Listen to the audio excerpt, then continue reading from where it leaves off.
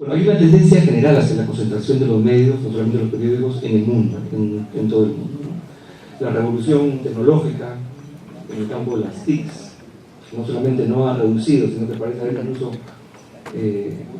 avanzado en esta concentración. Y otro dato importante es que frente a estas tendencias a la concentración, que tienen ciertamente, son resultado de diferentes procesos económicos, políticos, tecnológicos, han habido respuestas de las sociedades democráticas para regular y para frenar esta concentración, ¿no? Esto es un hecho general, no es un tema que nos preocupe solamente a nosotros. Los mercados de medios tienen distintos atributos, ¿no? Yo voy a ser bastante telegráfico acá porque podríamos extendernos demasiado. Hay una distinción clave entre lo que es la creación y la distribución de contenidos. Por ejemplo, la Internet es básicamente un sistema de distribución de contenidos. Los medios generan una serie de externalidades positivas y por lo general se produce poco del bien que genera esa externalidad positiva, lo cual pues ofrece la posibilidad y el sustento racional para generar incentivos para que se invierta más en la producción de estos contenidos, ¿no?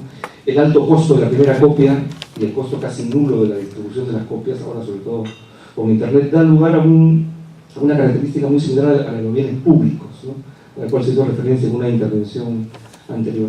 No bienes públicos puros como un faro que alumbra en un cuarto, digamos, pero sí tienen esa propiedad porque es fácil masificar el acceso al bien producido sin incurrir en costos significativos adicionales.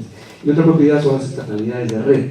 El valor del bien consumido aumenta en proporción al número de personas que lo consumen. Y eso tiene que ver con el aspecto de socialización, la gente quiere estar informada, temas que quiere compartir en su vida social.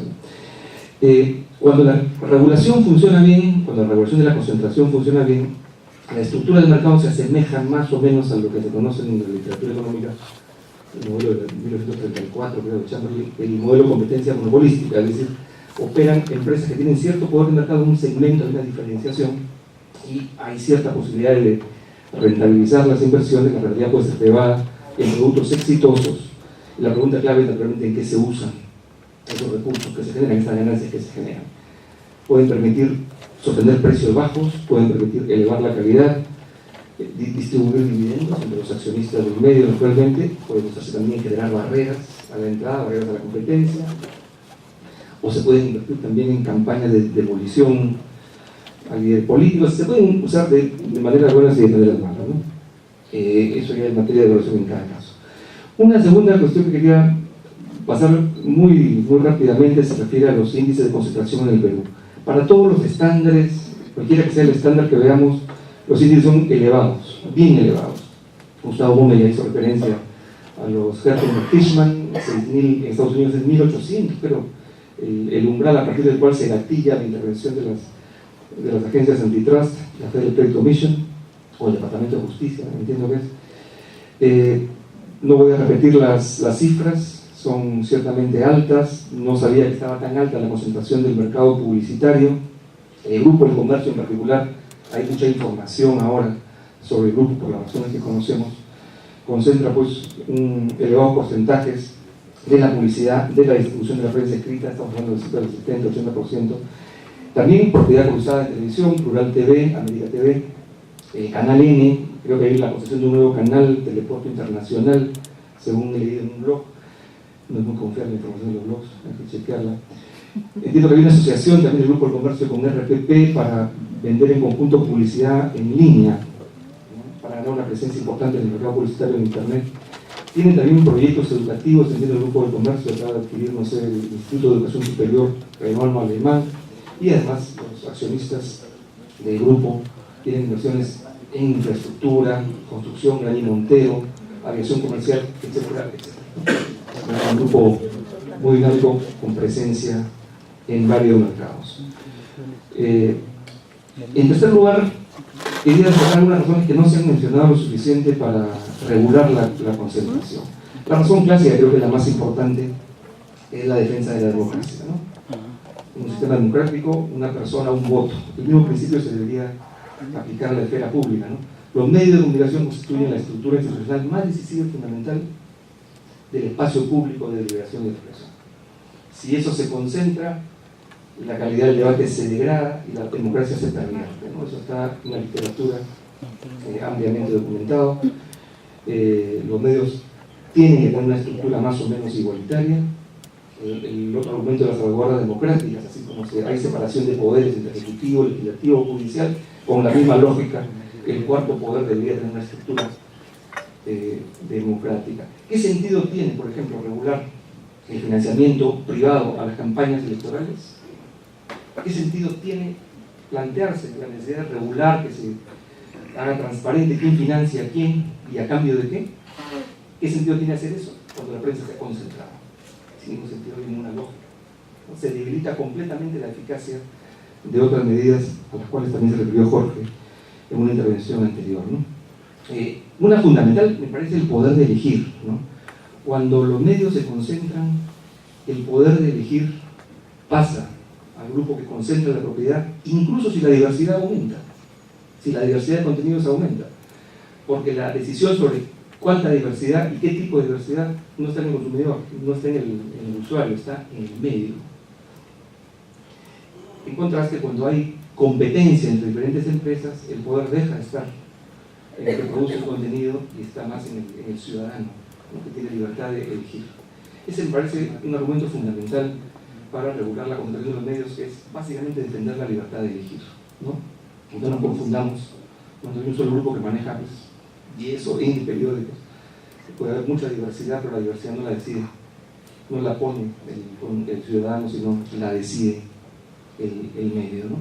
Y una última, que tiene que ver con la siguiente, ¿no? Cuando hay competencia entre medios, hay incentivos para invertir en creación de contenido de calidad, por ejemplo, periodismo de investigación. Lástima que fue Fritz, pero acá está el señor Paredes Castro. Leí por ahí que se había cerrado la unidad de investigación del comercio.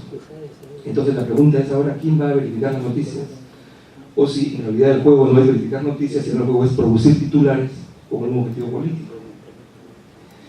Entonces, eso me parece fundamental destacar como un argumento adicional para regular la concentración, ¿no? Son argumentos que me parecen fundamentales. Y por último, el tema de la regulación, ¿no? El Perú es el único país, es un caso raro el Perú, que no cuenta con una ley de control y de regulación de las fusiones, ¿no? Yo vengo siguiendo y debatiendo esto desde el año 94, recuerdo que le escuché a Beatriz Bosa, que en ese entonces era presidenta del Indecopi, decir con mucho orgullo, estamos innovando en el mundo, somos el único país que no tiene esta ley. Yo decía, todos el mundo están equivocados, en el Perú somos los que hemos descubierto como hay inversión. En el Perú las empresas pueden fusionarse hasta formar monopolios, comprando a sus competidores sin que ninguna norma lo impida. La excepción es la ley que tiene un nombre horrible, que se llama antioligopolio y antimonopolio del sector eléctrico, que sí regula fusiones horizontales y verticales en electricidad, y vía gestión del espectro radioeléctrico se regula también la concentración de la asignación de frecuencias, ¿no? Pero salvo esos dos sectores, mañana creo que podrían fusionarse el comercio con la República y no hay ninguna ley que lo impida. Ninguna ley que lo impida. Fritz Dua sostiene que la razón para no regular fusiones es que estamos con un Estado débil y que la intervención del Estado es lo mismo que la intervención del gobierno. Yo quiero decirles que eso no es cierto. Yo he estado en el directorio del organismo regulador de las telecomunicaciones durante unos años, y actualmente integro el regulador de la energía, el OSINARMIN. El Perú tiene organismos reguladores que funcionan bastante bien. Banco Central de Reserva, la SBS, que tienen personal calificado, con maestrías, con doctorados, que tienen blindaje institucional. Yo he estado en reuniones en las cuales llamaba el presidente de la República y nuestro presidente no le contestaba el teléfono, porque sabía que lo iban a presionar. Entonces tenemos funcionarios en el Perú calificados, honestos, con integridad, capaces de actuar con independencia y resistir presiones. ¿Por qué no podemos hacer lo propio en materia de concentración del poder económico? La concentración del poder económico en general, no me refiero a los medios, es una amenaza gravísima contra la democracia. Y eso lo entendieron perfectamente desde 1890 los americanos, el senador Sherman, cuando presentó el proyecto de ley y que fue aprobado por el Senado americano. Entonces yo creo que ya es tiempo de la última versión que se discutió del proyecto de ley de fusiones fue hace un par de años, me invitó el congresista Jaime Delgado. Hay un informe del Banco Mundial con opinión favorable a esa ley.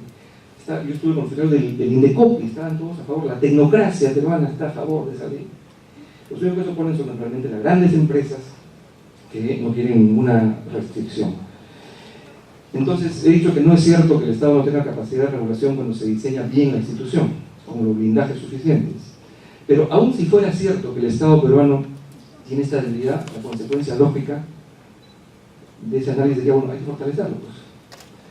Lo curioso es que quienes apuntan a argumentar que el Estado es demasiado débil y no se puede confiar en que pueda regular, son aquellos, además, que han promovido el debilitamiento del Estado, o que han apoyado a regímenes que han debilitado la capacidad de regulación.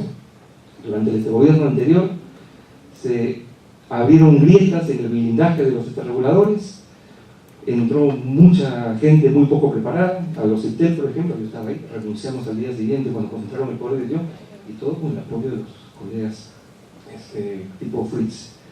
Entonces, yo creo que aquí hay que ser bastante claros, ¿no? O sea, uno no puede decir que el Estado es débil cuando uno está siendo responsable de ese debilitamiento.